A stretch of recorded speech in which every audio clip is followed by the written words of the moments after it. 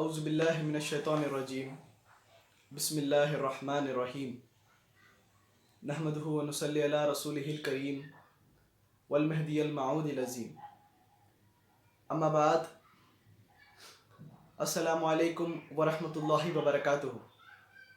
جیسا کہ میں نے اعلان کیا تھا کہ خلفائے راشدین رضی اللہ تعالیٰ عنہ کی سیرت مبارکہ سے ہم روبرو ہوں گے، تو اس اعلان کے مطابق آج یہ میری پہلی ویڈیو ہے جس میں انشاءاللہ تعالیٰ میں حضرت سیدنا ابو بکر صدیق رضی اللہ تعالیٰ عنہ کی سیرت مبارکہ سے شروعات کرتا ہوں، اور آنے والی ویڈیوز میں ہم تمام خلفائے راشدین رضی اللہ تعالیٰ عنہ کی سیرت مبارکہ سے روبرو ہوں گے۔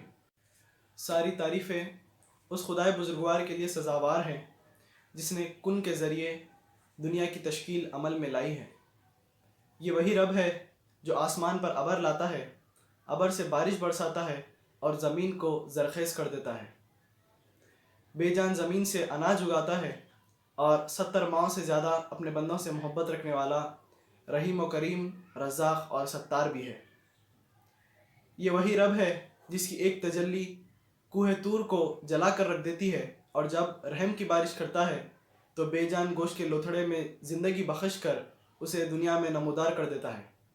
لاکھوں درود و سلام سرور دو جہاں، خاتم الانبیاء، احمد مجتبی محمد مصطفیٰ، کملی والے، شافی محشر، نبی کریم حضرت محمد مصطفیٰ صلی اللہ علیہ وسلم پر اور ان کی آل پر لاکھوں درود و سلام۔ لاکھوں درود و سلام معمور من اللہ، داعی اللہ، ہمسر رسول اللہ، مبین کلام اللہ، خاتم ولایت محمدیہ حضور میرا سید محمد جون پوری مہدی موعود علیہ السلام پر۔ یوں تو نبی آخر الزماں کے بعد دین اسلام کی تاریخ میں کئی واقعات، کارنامے اور شخصیات دین اسلام کی وسعت کا ذریعہ بنے ہیں اور کافی اہمیت کے حامل بھی رہے ہیں، مگر انبیاء علیہ السلام کے بعد انسانوں میں سے اگر کوئی اہمیت کا حامل ہے اور جس سے اللہ تعالیٰ نے رضامندی مانگی ہے تو وہ ذات مبارک اور کوئی نہیں بلکہ حضرت سیدنا ابو بکر صدیق رضی اللہ تعالیٰ عنہ ہے۔ نبی کریم صلی اللہ علیہ وسلم کے بعد انسانوں میں اگر کوئی ذات مبارکہ افضل مانی جاتی ہے تو وہ حضرت سیدنا ابو بکر صدیق رضی اللہ تعالیٰ عنہ کی ہے۔ آپ کی اللہ تعالیٰ اور اللہ کے رسول مقبول صلی اللہ علیہ وسلم سے محبت بے پناہ تھی۔ حضرت سیدنا ابو بکر صدیق رضی اللہ تعالیٰ عنہ ایسا کوئی موقع نہیں چھوڑتے تھے کہ ان کو اللہ تعالیٰ اور اللہ کے رسول مقبول صلی اللہ علیہ وسلم کی خوشنودی حاصل ہو جائے۔ دین اسلام کے حق ہونے اور نبی کریم صلی اللہ علیہ وسلم پر ایمان لانے والے پہلے شخص، پہلے خلیفہ راشد رضی اللہ تعالیٰ عنہ، اور جن لوگوں کی قطعی جنتی ہونے کی بشارت رسول اللہ صلی اللہ علیہ وسلم نے دی، اس عاشر مبشرہ میں سر فہرست نام بھی حضرت سیدنا ابو بکر صدیق رضی اللہ تعالیٰ عنہ کا ہے۔ سالار صحابہ، وہ پہلے خلیفہ جنہوں نے اپنا سب کچھ سرکار دو عالم پر نچھاور کر دیا، وہی ذات اقدس کا نام حضرت سیدنا ابو بکر صدیق رضی اللہ تعالیٰ عنہ ہے۔ آج ہم حضرت سیدنا ابو بکر صدیق رضی اللہ تعالیٰ عنہ کی سیرت مبارکہ پر روشنی ڈالیں گے، اور انشاءاللہ تعالیٰ یہ سلسلہ آگے بھی جاری رہے گا۔ خلفائے راشدین کی زندگی ہمارے لیے مثل راہ ہے جس پر چلتے ہوئے ہم بھی اللہ تعالیٰ، رسول اللہ اور مہدی مراد اللہ کی خوشنودی حاصل کر سکتے ہیں۔ خلیفہ اول حضرت سیدنا ابو بکر صدیق رضی اللہ تعالیٰ عنہ کے متعلق رسول اللہ صلی اللہ علیہ وسلم ارشاد فرماتے ہیں۔ ابو ہریرہ رضی اللہ تعالیٰ عنہ سے روایت ہے، نبی کریم صلی اللہ علیہ وسلم فرماتے ہیں کہ مجھ پر جس کا بھی احسان تھا میں نے چکا دیا ہے سوائے ابو بکر کے۔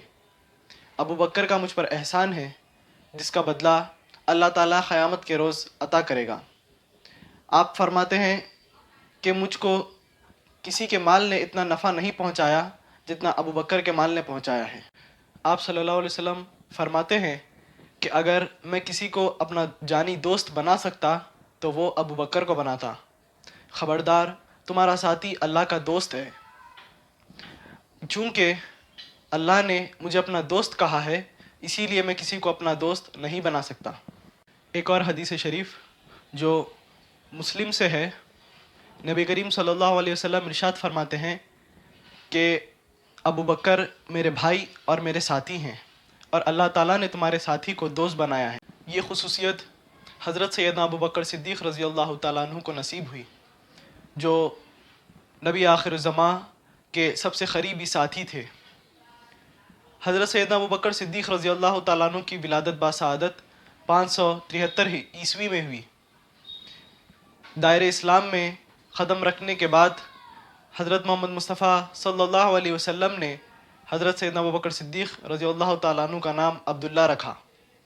آپ نبی کریم صلی اللہ علیہ وسلم سے عمر میں 2.5 سال چھوٹے ہیں۔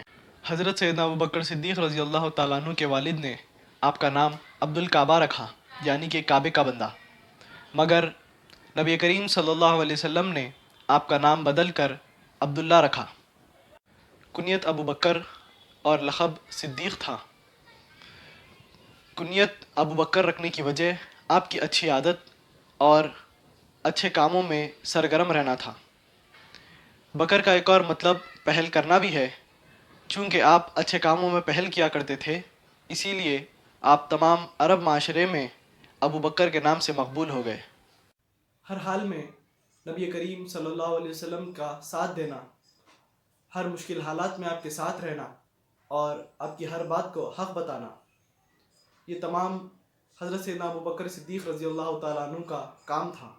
نہایت ہی شفیق اور رحم دلی شخصیت کے مالک حضرت سیدنا ابو بکر صدیق رضی اللہ تعالیٰ عنہ ہیں۔ آپ کو نبی کریم صلی اللہ علیہ وسلم نے ہمیشہ صدیق کے لقب سے یاد فرمایا۔ صدیق کے معنی سچ بولنا اور سچ کے لیے ہر مشکل کا سامنا کرنے سے ہے۔ سچائی اور حق گوئی کے معاملات میں بے شک حضرت سیدنا ابو بکر صدیق رضی اللہ تعالیٰ عنہ کا کوئی ثانی نہیں ہے۔ آپ کا ایک اور لقب عتیق بھی ہے۔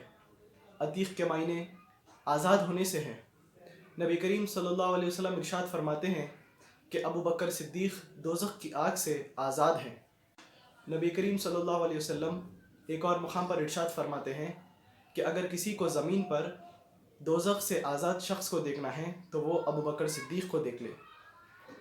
آپ کا ایک اور لقب یار غار بھی ہے۔ نبی کریم صلی اللہ علیہ وسلم کے ساتھ غار سور میں رہنے کا حضرت سیدنا ابو بکر صدیق رضی اللہ تعالیٰ عنہ کو شرف حاصل ہوا ہے، جس کی تفصیلات میں آگے انشاءاللہ ضرور بیان کروں گا۔ حضرت سیدنا ابو بکر صدیق رضی اللہ تعالیٰ عنہ کا تعلق عرب کے ایک خاندان بنو تیم سے ہے۔ قریش کی کئی شاخیں ہیں، جن میں سے ایک بنو ہاشم ہے۔ نبی کریم صلی اللہ علیہ وسلم کا تعلق بنو ہاشم سے ہے اور حضرت سیدنا ابو بکر صدیق رضی اللہ تعالیٰ عنہ کا تعلق بنو تیم سے ہے۔ بنو تیم بھی عرب کا ایک باوقار قبیلہ ہے اور 7ویں پشت میں آپ کا سلسلہ نبی آخر الزماں سے جا ملتا ہے۔ وہ اس طرح کہ قبیلہ برہ کے 2 بیٹے کلاب اور تیم کی اولادوں میں سے ہیں۔ کلاب کی اولاد میں سے نبی کریم صلی اللہ علیہ وسلم کی ولادت عمل میں آئی اور تیم کے اولاد میں سے حضرت سیدنا ابو بکر صدیق رضی اللہ تعالیٰ عنہ کی ولادت عمل میں آئی۔ حضرت سیدنا ابو بکر صدیق رضی اللہ تعالیٰ عنہ کے والد کا نام عثمان بن عامر تھا اور کنیت ابو قحاف تھی۔ آپ اپنی کنیت کی وجہ سے مشہور تھے، ایماندار اور کامیاب تاجر تھے اور لوگ انہیں عزت اور وقار کی نظر سے دیکھتے تھے۔ فتح مکہ کے بعد انہوں نے اسلام قبول کیا۔ اس وقت ان کی عمر 90 سال تھی، بینائی جا رہی تھی اور 14 ہجری میں جب ان کی عمر 97 سال ہوئی تو انہوں نے وفات پائی۔ حضرت سیدنا ابو بکر صدیق رضی اللہ تعالیٰ عنہ کی والدہ کا نام سلمہ بنت سخط تھا اور کنیت ابو الخیر تھی۔ آپ اپنی کنیت سے عرب میں مشہور تھیں اور آپ کا بھی تعلق بنو تیم سے تھا۔ آپ اپنے شوہر ابو قحاف کی چچا زاد بہن تھیں۔ نبی کریم صلی اللہ علیہ وسلم کے مدینہ ہجرت سے چند سال قبل ہی ابو بکر صدیق رضی اللہ تعالیٰ عنہ کی والدہ نے اسلام قبول کر لیا تھا، طویل عمر پائی اور اپنے شوہر ابو قحاف کے وصال کے چند عرصے بعد آپ کا بھی انتقال ہو گیا۔ حضرت سیدنا ابو بکر صدیق رضی اللہ تعالیٰ عنہ کی ولادت ایسے موقع پر اور ایسے وقت میں عمل میں آئی جب لوگ لکڑی اور پتھر کے بنے ہوئے بتوں کی پوجا کیا کرتے تھے۔ ہوش سنبھالا تو آپ دیکھتے تھے کہ آپ کے والدین بتوں کی پوجا کیا کرتے تھے، لیکن کسی نے بھی حضرت سیدنا ابو بکر صدیق رضی اللہ تعالیٰ عنہ کو بتوں کی پوجا کرتے ہوئے نہیں دیکھا، اور نہ ہی کبھی کسی نے ان کو ایسے کرنے پر مجبور کیا۔ عمر بڑھتی گئی اور آپ بچپن سے ہی ذہین تھے اور پڑھنے لکھنے کا شوق رکھتے تھے۔ عرب میں اس وقت پڑھنے لکھنے والوں کی تعداد بہت کم تھی، اور اس کم تعداد میں حضرت سیدنا ابو بکر صدیق رضی اللہ تعالیٰ عنہ کا نام شامل تھا۔ بچپن ہی میں حضرت سیدنا ابو بکر صدیق رضی اللہ تعالیٰ عنہ ہتھیار چلانے اور پڑھنے لکھنے کے طریقے سے واقف ہو گئے تھے، اور تجارت کے طریقے سے بھی واقف ہو گئے تھے۔ حضرت سیدنا ابو بکر صدیق رضی اللہ تعالیٰ عنہ کبھی بھی نشے والی چیز کے قریب نہیں جاتے تھے۔ جوانی کی دہلیز میں قدم رکھتے رکھتے آپ کی خوبیوں میں نکھار آنے لگا تھا۔ آپ یمن اور شام تجارت کے سلسلے میں جاتے، وہاں سے کپڑا خرید لاتے اور فروخت کرتے تھے۔ بہت ہی قلیل وقفے میں آپ نے تجارت کے میدان میں اپنا لوہا منوایا اور دوسرے تاجروں کو پیچھے چھوڑ دیا تھا۔ تجارت کے نفع نے انہیں بہت ہی کم وقفے میں عرب کے دولت مند تاجروں میں شامل کر دیا تھا۔